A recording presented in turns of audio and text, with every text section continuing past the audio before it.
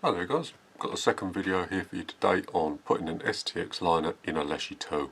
So the 30-second review of an STX liner in a Leshiy 2 is that it does work, however for sub 12 and in my case not very well. I wouldn't say the results were horrific, but it was noticeably worse than the standard barrel. I did half think this would be the case, but it was nice to confirm the theory. Okay then, so I'll show you some of the results in a minute, but first I just want to talk about some of my findings and the sort of methodology I used when testing the barrel. So first of all, we went down the range, set up at 50 yards and began pellet testing. I bought all the tins of pellets I had, JSBs, all through head sizes and from light to heavy, and we tried every single one of them. Unfortunately though, the rifle still didn't like any JSB pellets.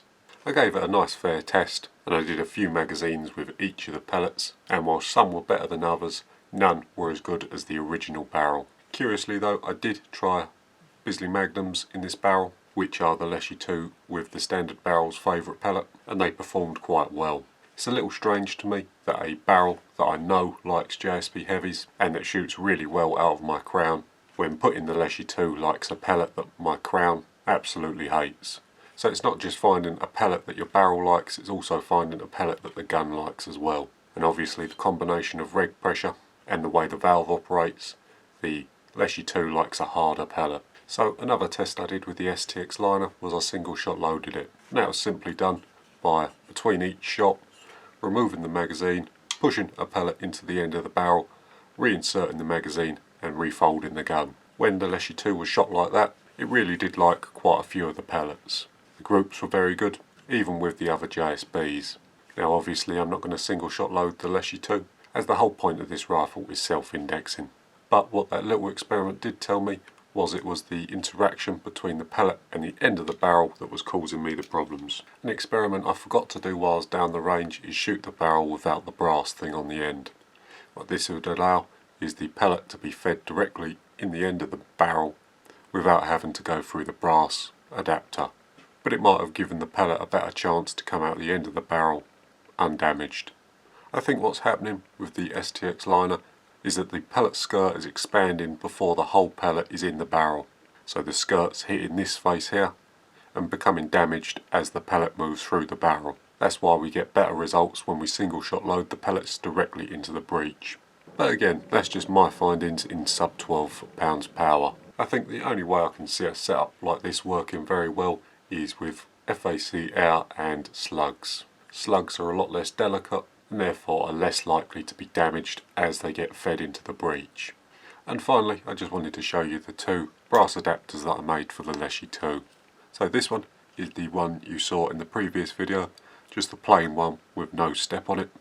Then after that I did go back and make a new one with a small step in it, so that the barrel is pulled tightly against the face and shouldn't be pushed forward as the rifle's shot. I did also have to put a little flat on one side so that the magazine roller arm doesn't contact it when it goes in the rifle. Having said that though, I did try both of these, and when using this one I didn't find the barrel moving forward under sub 12 foot-pound power. But the version with a step on it is a better design. So if you did want to make one yourself, I'd very much recommend putting a step on it. However, for me, I think I'm going to stick with the standard Leshiy 2 barrel. Okay then, and here are my results. The ones on the top are with the standard Leshiy 2 barrel, and the ones on the bottom are with the STX liner. There's one thing I will say, and that is that I noticed the groupings getting worse the more I shot the rifle. These groups were done right at the end of the day, and the rifle was noticeably worse at the end of the session as compared to the beginning. I don't exactly know what caused that, but I have a feeling it's due to lead fouling building up in the lead of the STX liner. In the morning the groups were much more comparable to these ones here. Still slightly worse, but not as bad as these ones at the bottom. But unfortunately I didn't realise that at the time, and I didn't save any of my earlier targets. But these groups at the top here I'm quite happy with.